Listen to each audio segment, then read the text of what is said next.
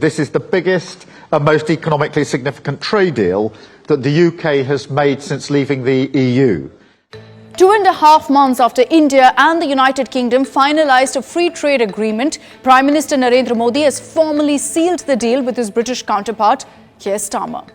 मुझे प्रसन्नता है कि कई वर्षों की मेहनत के बाद आज दोनों देशों के बीच comprehensive economic and trade agreement संपन्न हुआ है। यह समझौता मात्र आर्थिक साझेदारी नहीं, बल्कि साझा समृद्धि की योजना है।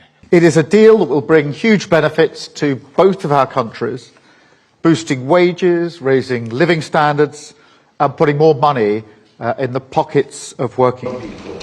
It is good for jobs, it is good for business, cutting tariffs and making trade cheaper, quicker and easier. The Pact, formerly called a Comprehensive Economic and Trade Agreement, is expected to come into force after legal clearances from the British Parliament, which is expected in a few months from now. The Union Cabinet in India has already okayed the deal, so we've done our bit.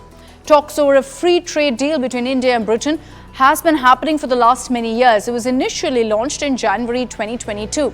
This trade deal, finalised after 14 rounds of grueling talks, one Indian general election and 4 UK Prime Ministers, is expected to boost bilateral trade from $57 billion in 2024 to a whopping $120 billion by 2030, in 6 years' time.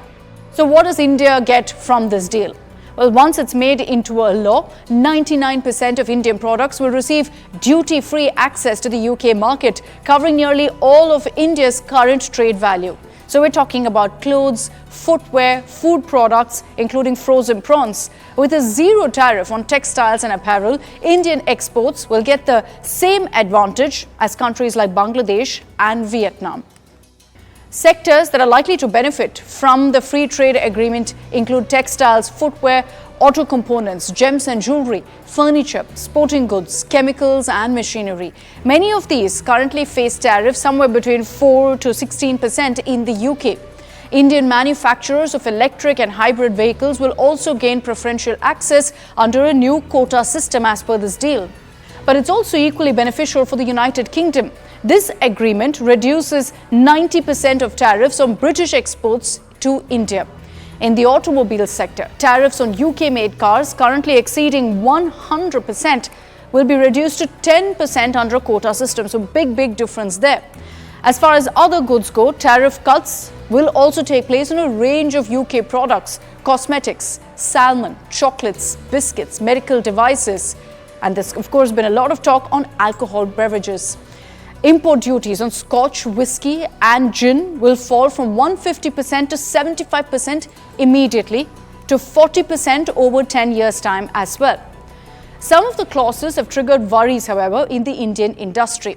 There is this fear that, yes, and it's a very well-founded fear, that there could be cheap imports coming in, and these will harm the premium and luxury end of Indian whiskies and Indian gins and Indian rums and vodkas, which are gaining a substantial foothold and a year-on-year growth. British firms in a significant shifts will now have access to India's government procurement portal, which is a rare exception to India's usual Make in India priority. So there have been questions about that. The agreement also liberalizes 36 service sectors: IT, research and development, healthcare, engineering, education. It allows easier labor mobility, introduces annual additional visas for Indian professionals, particularly in tech and healthcare. Now, the free trade agreement also includes rather progressive commitments in the services sector and mobility.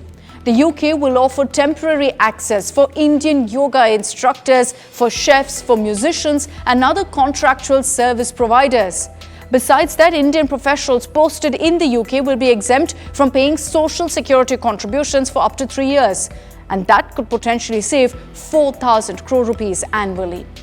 So at a time when countries are trying to navigate rather turbulent effects of US President Trump's tariff upheaval, this pact comes as a great economic boost for both India and equally for the United Kingdom. If you like the video, do like, comment, share and subscribe.